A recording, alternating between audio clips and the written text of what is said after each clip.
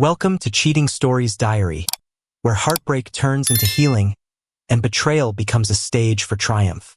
I used to think trust was like a glass vase, beautiful, delicate, something you'd handle with care. When I married Elise 5 years ago, I thought we'd built ours to last. But glass doesn't just shatter in one blow.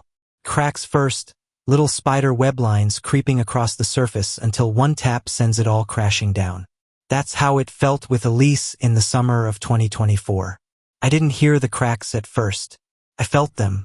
Her laughter faded to a ghost of what it used to be. Her eyes, once so warm when they met mine, now darted away like I was a stranger she'd rather not know. I'm Ryan, a freelance graphic designer from Seattle, and this is the story of how I lost my wife to her lies and found myself in the wreckage. It started with the way she'd linger at the door after coming home from her marketing firm. She'd kick off her heels, her auburn hair catching the dim glow of our loft's pendant lights, and mutter, "Long day," without even glancing my way. Her phone buzzed constantly, a sharp, insistent sound that cut through the silence, but she'd silence it, tucking it into her purse like a secret she didn't want me to touch. I'd ask about her day, my voice soft, hopeful, but her answers were clipped, cold. "Fine. Busy. You know." But I didn't know. Not anymore. I felt the distance growing, a cold fog settling between us, thick and suffocating, and I couldn't shake the dread that something was terribly, irreversibly wrong.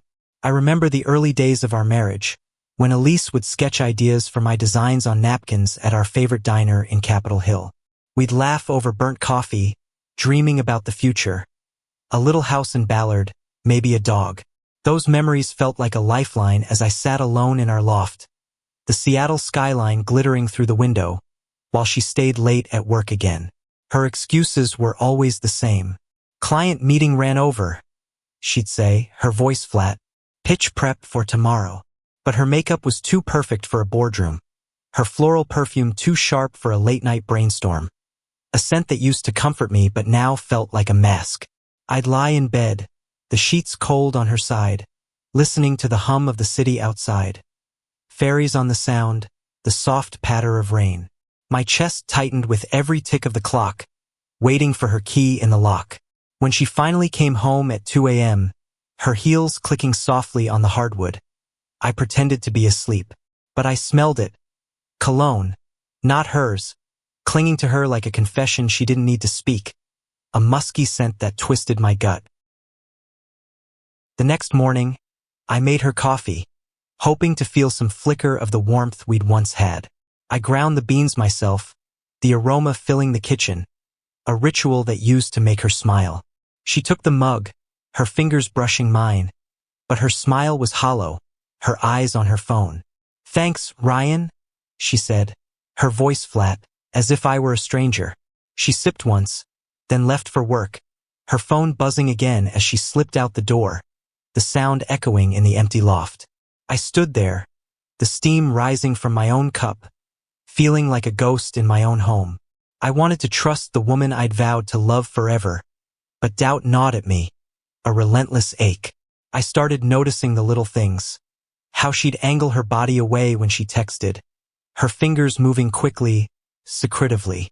The way she changed the subject when I asked about her new project, her voice clipped, impatient. "It's just work, Ryan.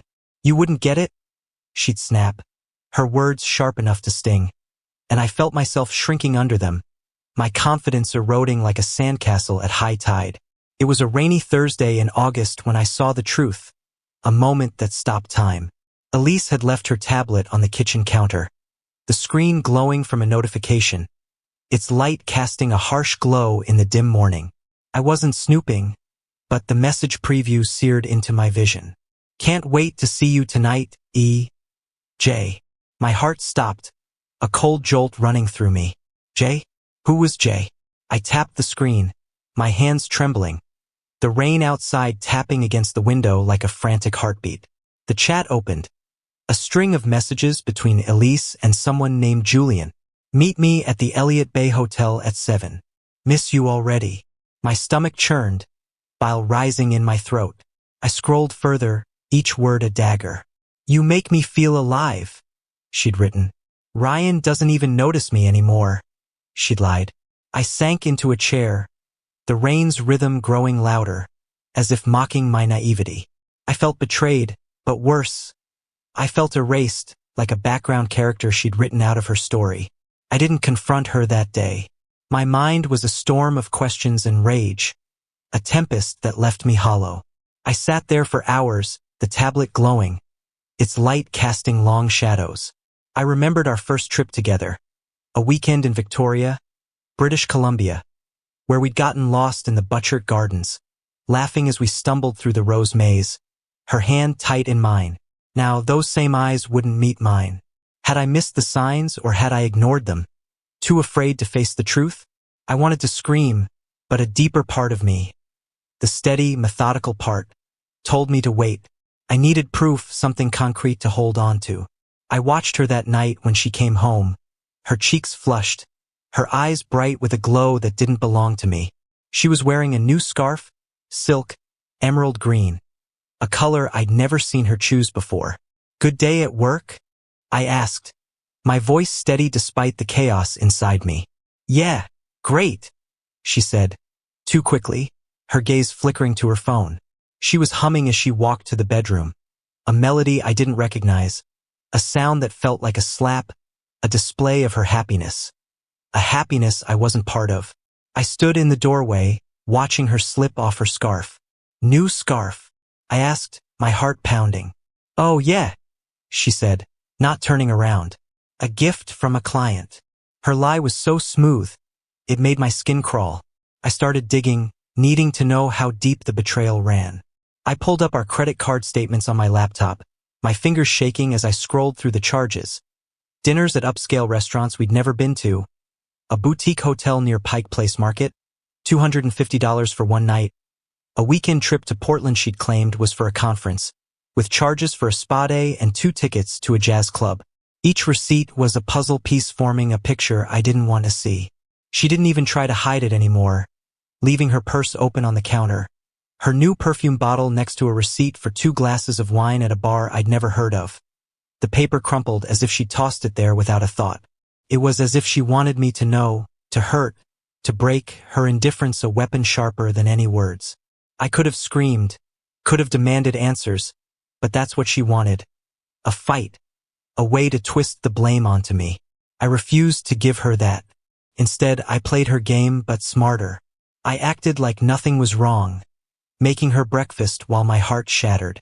I'd pour her orange juice, the citrus scent sharp in the air, and ask about her day as if I didn't know the truth. "Big meeting today?" I'd say, my voice light, and she'd nod, distracted, already texting someone else. Each moment of pretending felt like swallowing glass. But I did it. I needed to be in control this time. Behind the scenes, I gathered evidence, screenshots of the messages, saved receipts, even tracked her location one night when she claimed to be working late. I watched the dot on the map move to the Elliott Bay Hotel, where she stayed for 3 hours while I sat in our loft, the city lights mocking me through the window. I imagined her there, laughing with him, her voice soft in a way it hadn't been with me in months. The thought made my stomach twist, but it fueled me. I wasn't going to be the fool she thought I was. I needed an ally, someone to help me see myself again. That's when I reached out to Nora, an old friend from college who'd always had a way of cutting through the noise.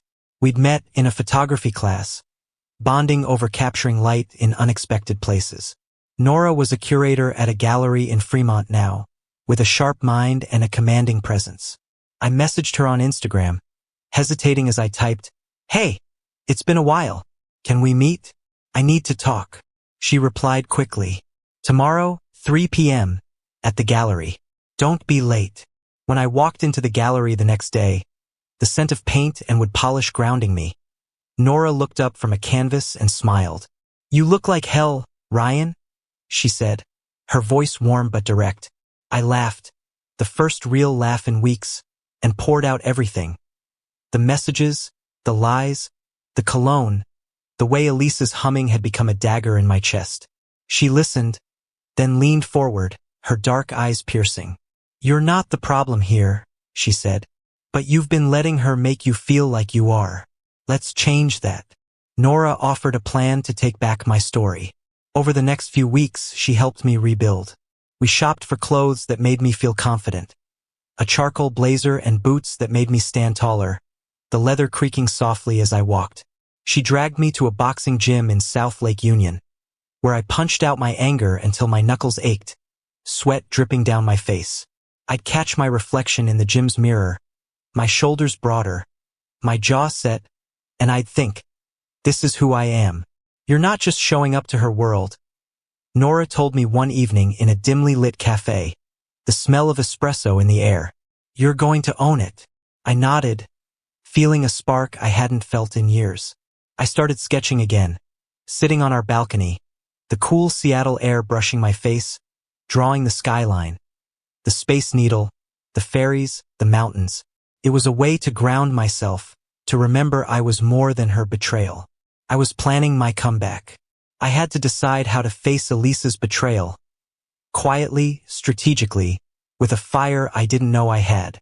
What would you do if you found out someone you loved was living a double life? Share your thoughts in the comments. I'd love to hear how you'd handle the hurt, the anger, the need to reclaim yourself. Let's talk about it. Elise had been buzzing about a corporate gala her firm was hosting at the Fairmont Olympic Hotel. Her big night to shine in front of her colleagues. She'd spent days describing the guest list, executives, clients, a local news anchor, the menu with seared salmon, the string quartet playing Vivaldi. You don't have to come, Ryan, she'd said over dinner, her tone condescending as she swirled her wine glass. It's just work stuff. You'd be bored. I smiled, calm as a still lake. I'll be there, I said, my voice quiet but firm. She didn't know I'd spent weeks preparing, not for a fight, but for a reckoning. She didn't know Nora would be by my side. The night of the gala, I stood in front of the mirror, adjusting my tie, the charcoal blazer fitting me like a second skin. I barely recognized myself. Taller, sharper, a man who'd remembered his worth. Nora arrived, stunning in an emerald gown that shimmered like the sea. Her dark hair swept back, her smile knowing. Ready to steal the show? She asked, her voice a quiet challenge, her lavender perfume mixing with the crisp night air. I took her arm, my heart pounding with purpose. Let's do this, I said. We walked into the Fairmont's grand ballroom, chandeliers casting golden light over the crowd, the hum of conversation mingling with Vivaldi's Spring. Elise was near the stage, radiant in a crimson dress, her laughter ringing out as she leaned into Julian, her hand brushing his arm. He was all sharp cheekbones and tailored suits, his hand on her lower back, a possessive gesture that made my throat tighten. Not with jealousy, but with clarity. She thought she'd won, that I'd stay in the shadows. She was wrong. Heads turned as Nora and I crossed the room, the marble floor cool beneath my boots. Her presence was electric, her laughter drawing smiles, her hand light on my arm, a steady anchor. I felt the shift, the way people noticed us. Elise saw us then, her smile freezing, her wine glass pausing halfway to her lips. Her eyes locked on Nora, then me, uncertainty flickering across her face, a crack in her facade. She whispered something to Julian, her posture stiffening, but I held her gaze, a silent promise that I wasn't the man she'd dismissed anymore. She approached us later, her heels clicking on the marble floor, her smile a mask that didn't reach her eyes. Ryan, you came, she said, her voice too bright, her fingers tightening around her glass, her knuckles whitening. And, who's this? Nora, I said, letting the name linger. Nora extended a hand, her smile sharp, her gown catching the light. I've heard so much about you, Elise. Ryan's told me everything, she said, her tone sweet but cutting. Elisa's eyes narrowed, but she shook Nora's hand, her grip too tight. She tried to regain control, asking Nora about her work, her voice desperate. So you're in art? That must keep you busy, she said, her smile strained. Oh, I'm sure you're too busy to visit galleries, Nora replied, her tone a subtle jab, her eyes glinting. Elisa's smile faltered, sweat beading on her forehead, her composure slipping. The gala continued, But Elise's performance crumbled. She fumbled her speech, her voice trembling as she thanked the crowd, her eyes darting to us, her hands shaking on the microphone. "We're so grateful for your support," she said, her words halting, her smile forced. People whispered, their attention shifting. Nora's presence was a quiet storm, drowning out Elise's spotlight. I watched Julian hover near her, his charm fading as he sensed the shift. Elise had planned to be the star, but she was fading, her light snuffed out by the woman beside me and the man she'd chosen to betray me with. After her speech, she pulled me aside near the terrace doors, the city lights shimmering through the glass, the cool air seeping through the cracks. "What are you doing, Ryan?" she hissed, her eyes wild, her crimson dress stark against the dark night. "Trying to humiliate me in front of everyone?" I looked at her, my voice low, steady, my hands in my pockets to hide their trembling. "I'm not humiliating you, Elise. You've done that yourself," I said, my words cutting deeper than any shout. I pulled out my phone, showing her a screenshot, her and Julian at the Elliott Bay Hotel, timestamped. Her face drained of color, her hands trembling, her breath hitching in a sharp, ragged sound. "I'm not showing this to anyone," I said, my voice firm. "This isn't about revenge. It's about me being done with your lies." She opened her mouth, but no words came. Her mask shattered, fear in her eyes, the realization that she'd lost control. I walked back to Nora, who stood near the bar, her emerald gown catching the light like a beacon. "You okay?" she asked, her voice soft, her hand brushing mine. I nodded, a weight lifting from my chest. "Better than I've been in years," I said, my heart lighter. We left the gala together, the cool night air washing over me like a baptism. The city stretched out before us, alive and indifferent. Behind us, Elise stood alone, her crimson dress a stark contrast to the gray of her expression. Her posture slumped, defeated. She'd wanted to make me feel small, to prove I wasn't enough, to bask in the glow of her new life while I faded into the background. Instead, she saw what she'd lost. A man who'd loved her, who'd rebuilt himself in the fire of her betrayal, a man who'd turned her lies into his spotlight. As we walked through the Seattle streets, the Space Needle glowing in the distance, its light a beacon in the night, Nora turned to me, her dark eyes warm with pride. "You didn't just take back your story tonight," she said, her voice a quiet melody over the hum of the city. "You wrote a new one." She was right. I wasn't the broken man Elise had left behind, the man who'd lain awake wondering where he'd gone wrong.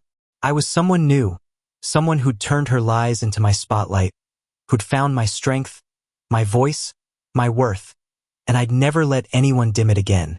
I turned Elise's betrayal into my triumph. But what about you? Have you ever had to rise from the ashes of someone else's lies? Share your journey in the comments. I'd love to hear how you found your light, how you turned pain into power. If this story resonated with you, hit that like button, share it with someone who needs to hear it, and subscribe to Cheating Stories Diary for more tales of heartbreak turned into healing. Let's keep this conversation going. Let's keep shining together.